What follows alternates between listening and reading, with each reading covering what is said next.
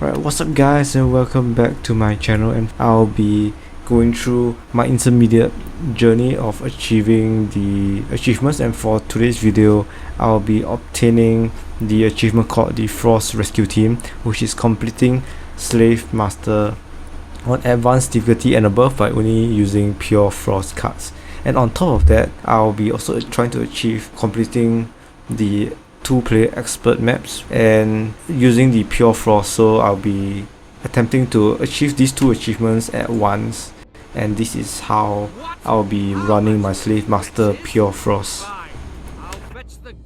I've also placed an additional restriction on my deck by only using the first edition of the Battleforge cards, which is the Twilight edition. As you can see over here, the bottom right logo.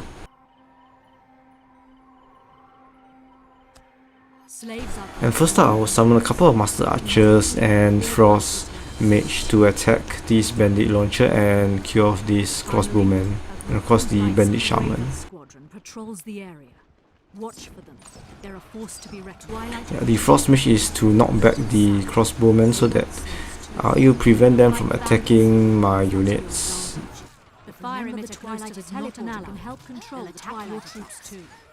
After taking down some of these units, I'll move up here to destroy the tent, and later on I will kill off the Bandit Sniper. But the Bandit Sniper is not of immediate concern because I just want to take the power well over here, and in order to do that I have to destroy the Bandit tent. Alright, you always remember to defend your monument, as there is the bandit spawning camps up along this route over here that will keep coming for your first monument. And the Frost Mage are very good unit to knock back these small units. However, because they have already attacked my monument, this cone shape knockback isn't working very well, as the small units are all scattered around. And of course, for Slave Master, there's a constant wave of Twilight land units that will come to destroy the bandit base as they follow this like silver road, as you can see in the map, up to over here, where they'll probably destroy the cages, and you lose when any of these treasure fleet crewmen dies. Only when you activate the fire emitter and kill off all of the land Twilight units, then you will spawn the air Twilight units that will move up straight to the top left to destroy the cages and free off the Twilight infected slaves.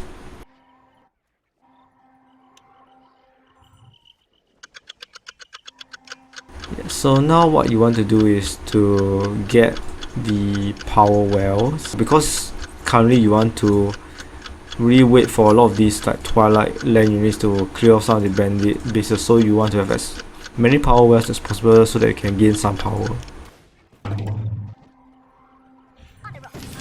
But yes, ultimately this is a little bit of a waiting game at the start.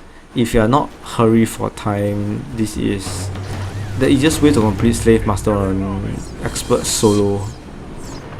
Yep, and this is what I do. Have Imperials to attack the Bandit Sniper because they have M counter.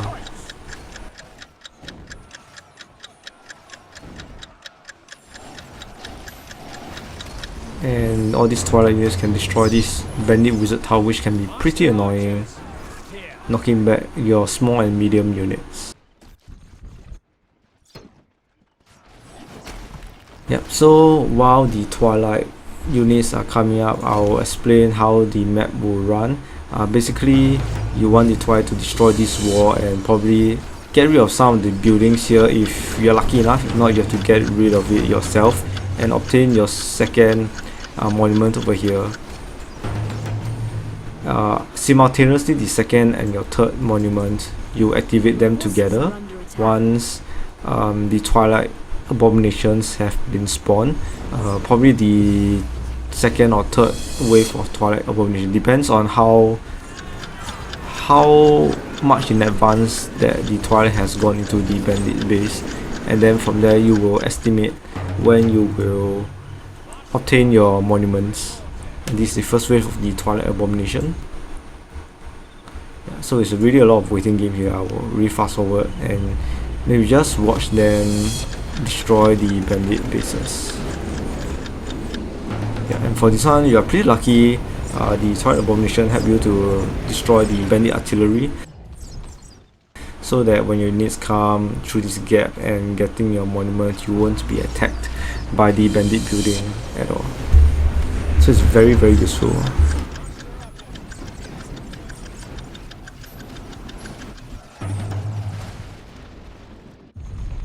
Another wave of twilight, and as you can see, I spawned my master archers.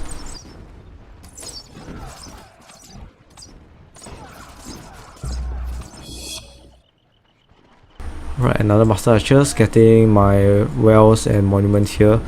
And of course, firstly you want to go straight for this shielded fire emitter, because there's a cooldown that will be activated when you are close to the fire emitter.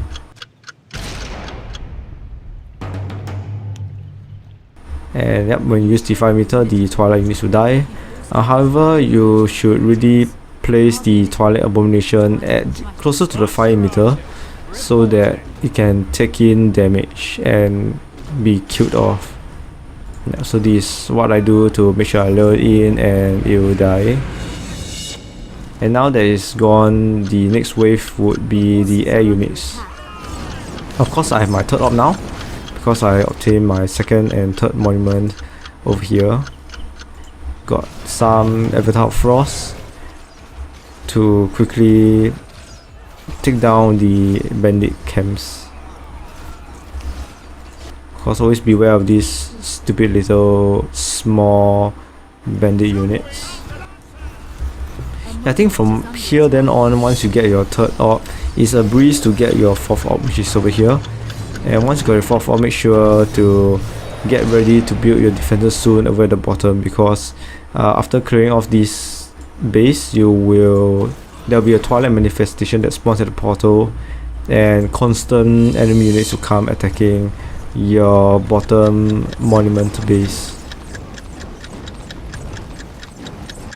Yep, so I have two World Breaker guns here, and of course the Sky Elf Sage and Sky Elf Commander to reduce damage taken from the buildings. And of course I got my Kobold Engineer, which I will summon later to repair buildings. And of course Construct, it's very good to knock back extra large units. It's a very good building clearer.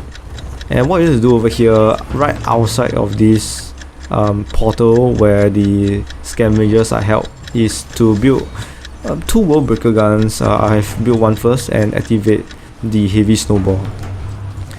The reason why you want this World Breaker gun is to really clear off the base over here, and of course the Slave Masters. Clear off a lot of this base, and the damage that the World Breaker gun has is really insane combined with the Sky Elf Sage. And the reason why you want to also have this World Breaker gun is, in general, Frost units are pretty slow, so you just have to have your Silver Wind Lancers to run around gaining ground presence, so that you can heavy snowball off these bases at the top here and over the top here. Yeah, because the construct is really too slow, you don't want to rely on it. You just want to have this construct as a defense line for the World Breaker guns. Yeah, so I have two up, and then you can just run over to destroy some of the bases here. And of course you have to summon your Silver Wind Lancers later to get the ground presence. Yep, it's really strong. And yes, once you've destroyed the base here, the bottom here will summon the Twilight Manifestation base, and a constant stream of Twilight units will come attacking, which is why you have to get ready your defense at the bottom. And later you will see how I don't only have my World Breaker guns, but I'll summon a battleship to attack the Twilight Dragon, and also a couple of air units, because World Breaker guns don't really have anti-air. And yes, my Dreadnought here is to take damage or to reduce damage taken from my battleship, so that my battleship won't be destroyed. Now I'll just speed it up, clear off the cage and free the treasure fleet crewmen and bring them to the portal here. Ground units close to the fire people and they will follow you. Bring them safely to the northern teleporters.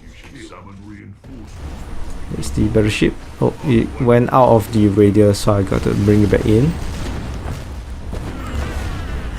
Yeah, so basically this will be your defense. However, when the Twilight Dragon comes, due to its anti-magic ability, your Sky Elf Sage and Commander will have their abilities disabled for a moment.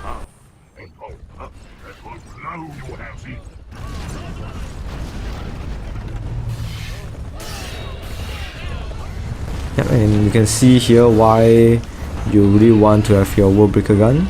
And this is a slight misfortune, so I had to quickly rescue the treasure fleet crewmen, because if they die then you basically lose the game. So that was a very close call. Without my Worldbreaker gun, I think we would have lost the game, because the construct really have a huge distance that can attack the cages from over here.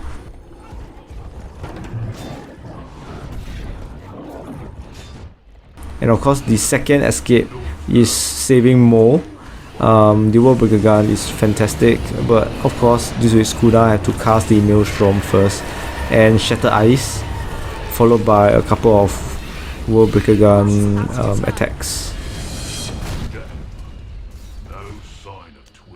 And the reason why Worldbreaker gun attacks are very good is when Blight comes back and there's really a lot of ships here, the Worldbreaker gun would just destroy all the Raven battleship, and what's left is the Raven Heart, which deals quite pathetic damage if you ask me. The ones that deals the most damage are the Raven battleships due to its huge fat cannons. And yeah, so basically once you destroy the Raven battleships, you pretty much just have to rush your treasure fleet crewmen and move up to the portal at the north, and then you'll win the game. It's a really simple match. Just to get a couple of our ground presence, alright, and save the treasure fleet crewman, and this is how you win Slavemaster Expert Solo by using a pure frost deck. And I hope you guys enjoyed this video, and if you do enjoy, please subscribe and click the notification bell as well. And I'll see you guys real soon again.